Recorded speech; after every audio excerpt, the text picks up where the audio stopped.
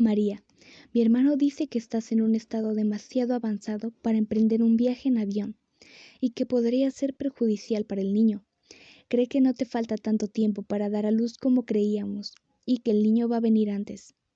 Y nos aconseja que nos quedemos hasta que llegue ese momento. Luego, cuando te recuperes, podemos irnos. María sintió que aquella noticia acababa de robarle el oxígeno que necesitaban sus pulmones y que había parado en seco su corazón. Aquello no encajaba en sus planes. Aquello le supuso el mayor disgusto de su vida. ¿Aquí? Pero eso no es posible. Yo no puedo tener a nuestro hijo aquí. Narrat, no puedo. Ni siquiera me ha visto un médico. Ni siquiera sé realmente dónde estoy. María no sabía cómo podía estar viviendo aquello, pero tenía claro que no podía ser cierto. No puedo y tampoco quiero. Quiero irme a casa, Narrat, y quiero hacerlo ahora mismo. Quiero tener a mi hijo en Londres, tal y como había planeado, tal y como habíamos proyectado. María se pasó toda aquella noche llorando y dándole vueltas a la increíble situación en la que se encontraba. No entendía por qué no podía regresar lo antes posible a Londres y rechazaba creer el diagnóstico realizado por su cuñado. Pero no le quedó más remedio que aceptarlo y fiarse de él.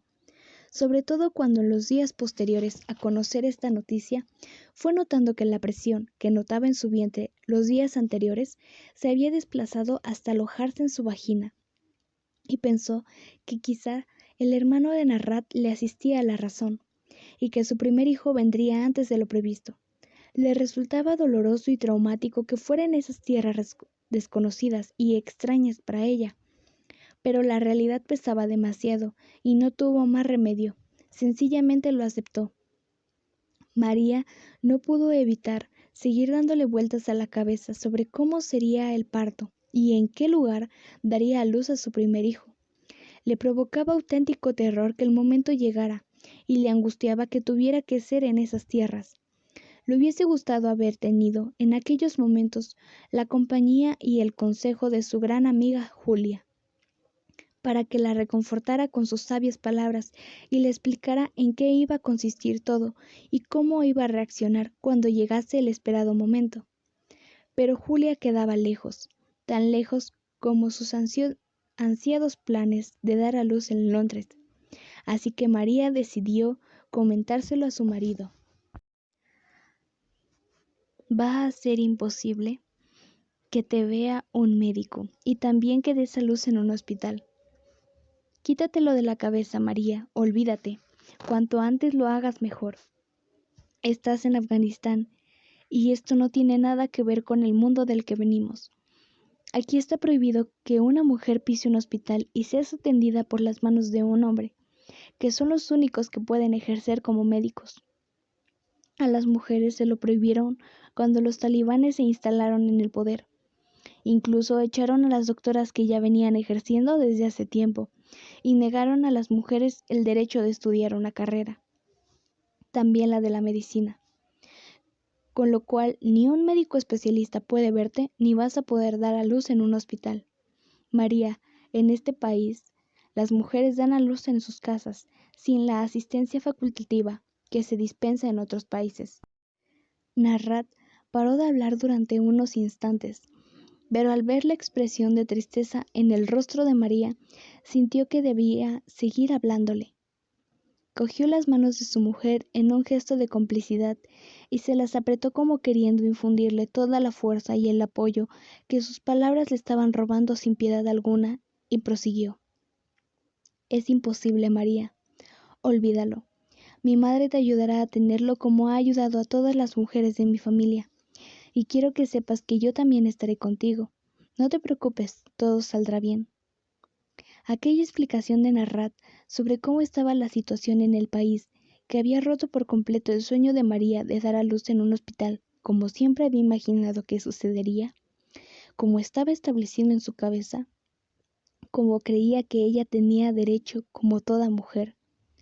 Pero al parecer en ese país, no. Llegó el día en el que María sintió romperse por dentro.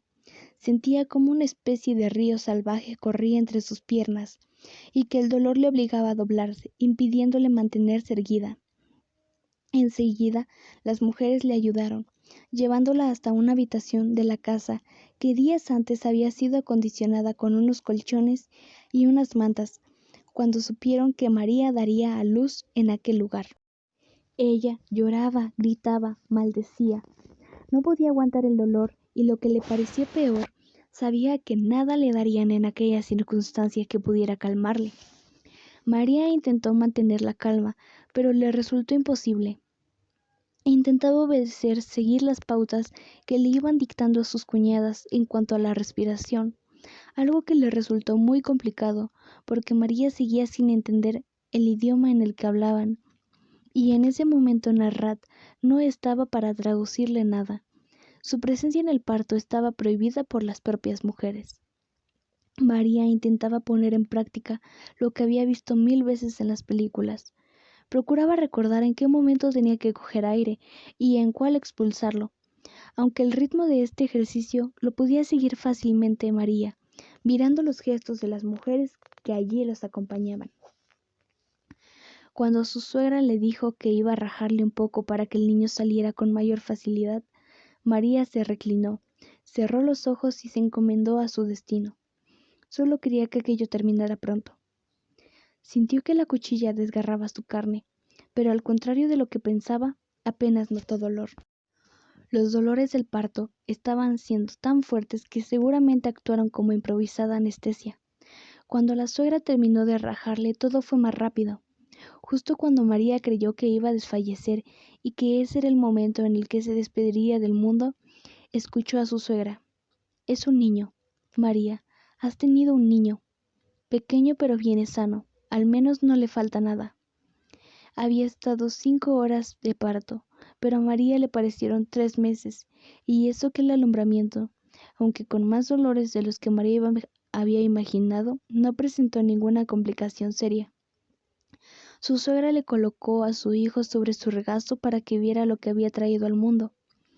Alguien lo había lavado previamente y envuelto en una tela limpia. María, con las pocas fuerzas que le restaban, después de 5 horas alumbrando, separó los pliegues de la tela que cubría el cuerpecito de su hijo, para asegurarse que todo estaba bien, tal y como su suegra lo había augurado. Se enterneció cuando vio las piernecitas, los bracitos y el abultado ombligo. Se extrañó de lo pequeño que era, pero pensó que no podía esperar más de un niño tan prematuro. Calculó que pesaría aproximadamente 2 kilos. Deseó que su pequeño hubiese nacido en Europa para que lo pesaran, lo midieran, comprobaran que su estado era el idóneo, se aseguraran que todo iba bien y que ningún problema podría presentarse que amenazara la vida de su pequeño.